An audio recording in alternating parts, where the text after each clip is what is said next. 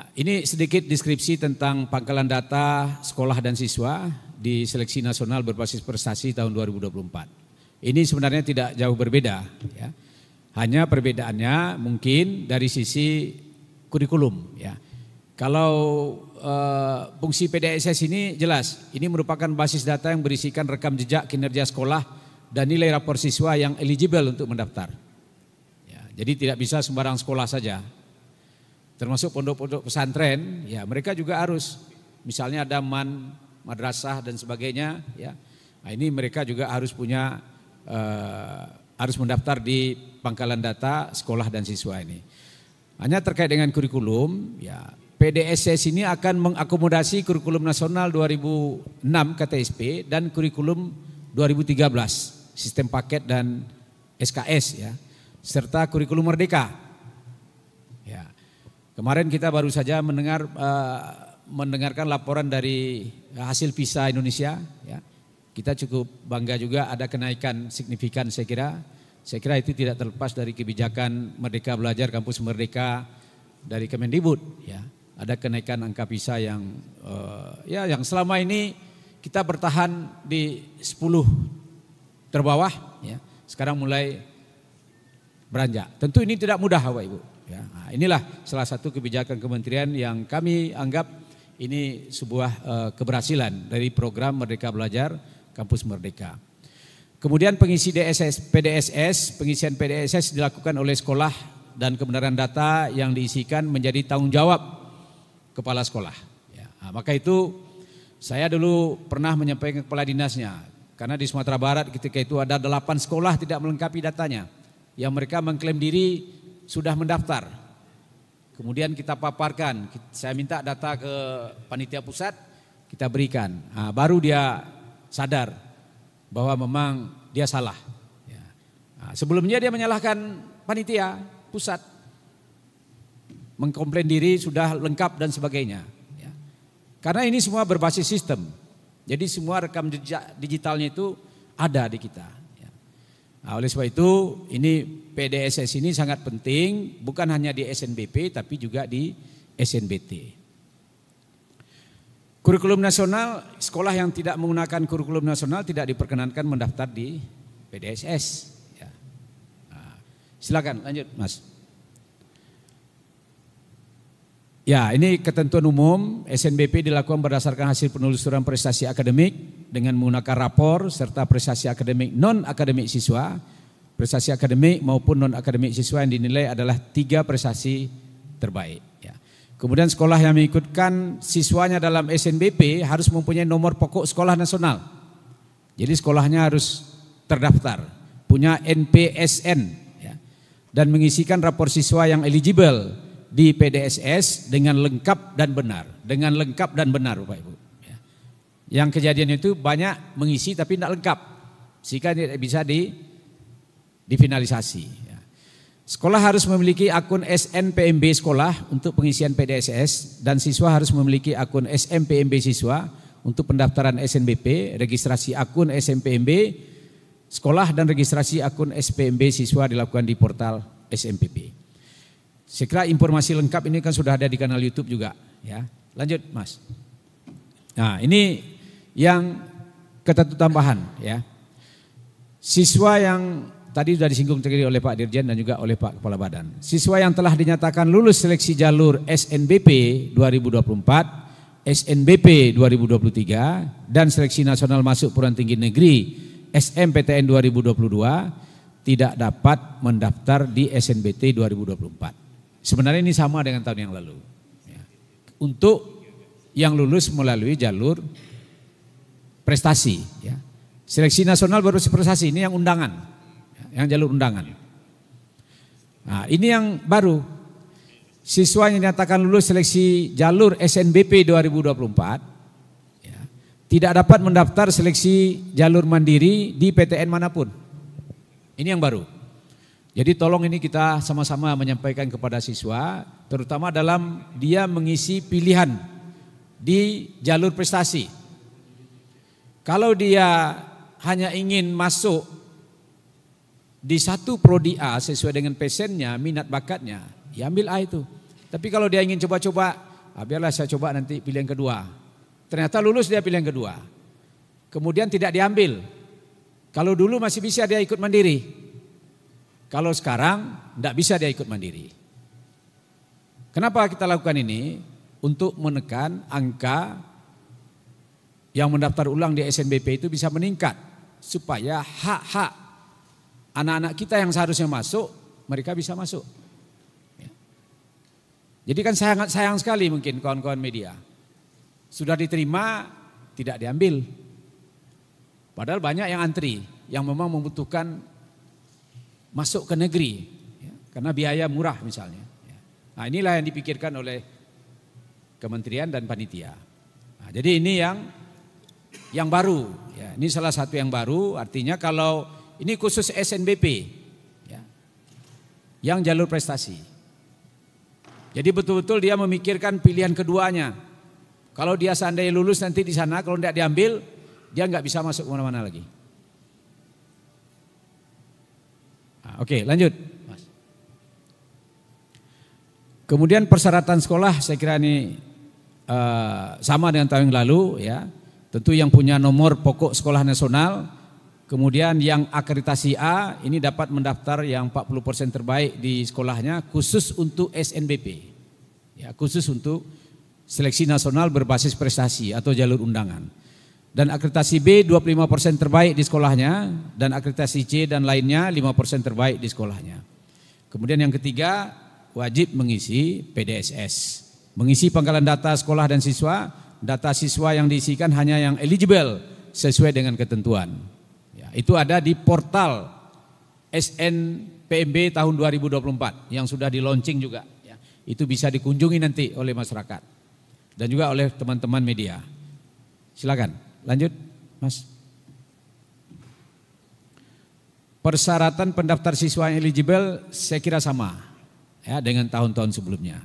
Ya, bisa dilihat juga nanti supaya nanti tanya jawabnya bisa lebih banyak nih. Lanjut, Mas. Nah, ini sedikit ketentuan pemeringkatan siswa. Ya. Pemeringkatan siswa dilakukan oleh sekolah dengan memperhitungkan nilai rata semua mata pelajaran semester 1 sampai dengan semester 5. Ya. Sekolah dapat menambahkan kriteria lain berupa prestasi akademik dalam menentukan peringkat siswa bila ada nilai yang sama ya pada sekolah implementasi kurikulum merdeka. Kriteria lain dapat menggunakan capaian siswa dalam proyek penguatan profil pelajar Pancasila. Ya, ini juga diberikan otonomi. Jumlah siswa yang masuk dalam pemeringkatan sesuai dengan ketentuan kota akreditasi sekolah seperti yang tadi. Yang A 40%, yang B 25%, yang C dan yang lainnya 5%. Artinya yang lulus di tahun itu di sekolahnya, yang terbaik di ranking nanti oleh sekolahnya. Hanya 40% terbaik untuk akreditasi A yang bisa mendaftar ikut di seleksi nasional jalur prestasi. Lanjut, Mas. Ini tahapan SNBP, ya. Saya kira tidak berbeda, ya, tidak berbeda dengan tahun sebelumnya, sama pengumuman kota, registrasi akun SNPMB sekolah, ya. Setiap sekolah wajib membuat akun SNPMB sekolah melalui portal SNPMB. Kemudian registrasi akun SNPMB siswa, wajib bagi siswa kelas terakhir melalui portal SNPMB, pemeringkatan siswa, pengisian PDSS, mendaftar ulang, pengumuman SNBP, seleksi jalur SNBP berdasarkan kriteria yang ditetapkan oleh masing-masing PTN. Tapi ini juga kita samakan secara nasional. Ya, ada POB-nya, pedoman operasional pelaksanaannya.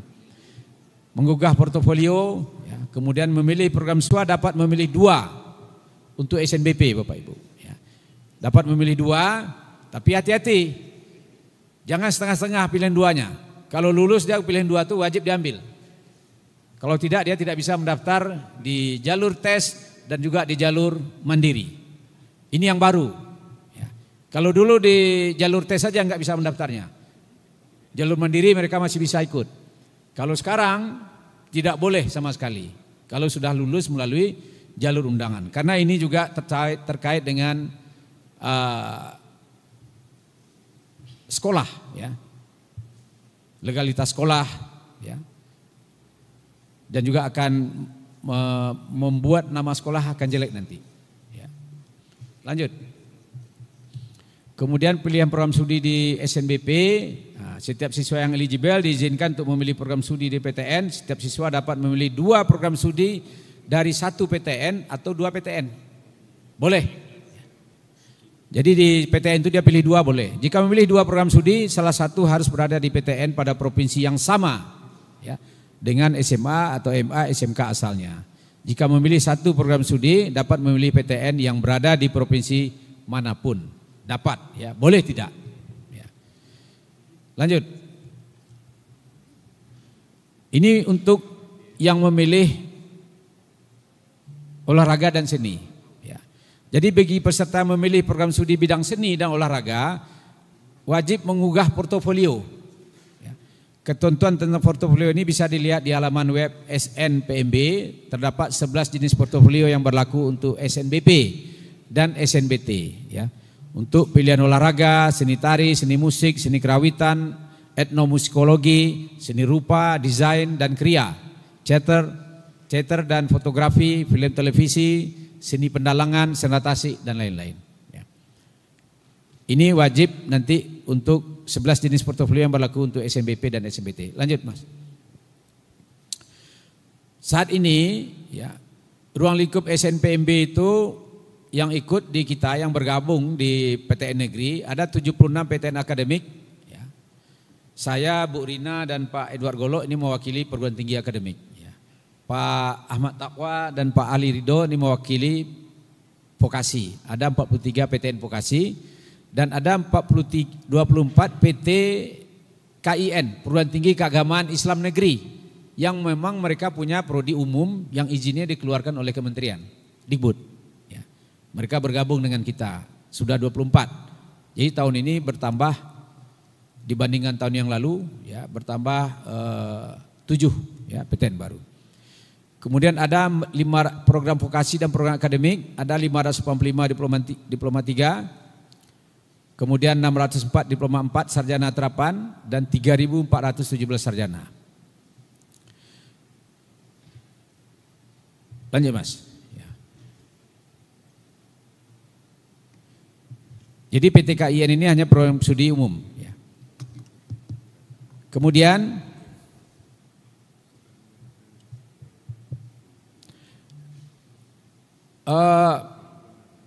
program diploma 3 Bapak Ibu ya.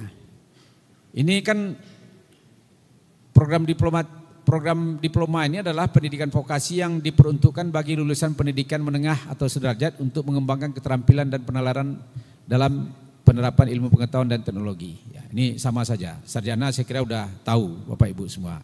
Jadi ada bidang akademik, ada bidang vokasi. Lanjut Mas. Ini jadwal-jadwal SNBP yang penting juga kita sosialisasikan, kita sampaikan kepada masyarakat. Pengumuman mungkin kota ini sekolah. Izin Pak Ketua. Mungkin ini ditahan agak lama dikit Pak Bekti. Ya. Biar pemirsa bisa lihat, teman-teman media juga bisa lihat karena ini penting sekali. Ya. Pengumuman kota sekolah 28 Desember, masa sanggah kota sekolah 28 Desember sampai 17 Januari. Ya. Pengisian PDSS 9 Januari sampai 9 Februari, 1 bulan waktunya Pak Ibu nih. Ya. Saya kira cukup, tidak ada alasan bagi sekolah. Ya, kecuali mereka menganggap remeh, gak penting dan sebagainya. Ini yang masalah. Pendaftaran SNBP 14 sampai 28 Februari, pengumuman hasil SNBP ini 26 Maret. Kita harapkan biasanya selama ini kita taat azas dan patuh dengan jadwal yang sudah ditetapkan oleh panitia. Tidak ada pergeseran-pergeseran. Ya. Nah, oleh sebab itu kita harapkan teman-teman di sekolah juga taat azas dengan ini. Jadi seluruh kegiatan pada hari yang sudah ditentukan akan diakhiri pukul 15.00. Jadi nanti pengumuman kota sekolah itu masa sanggah kota sekolah itu 28 Desember sampai 17 Januari sampai 2024. Jadi 17 Januari jam 15.00 ya. Lanjut.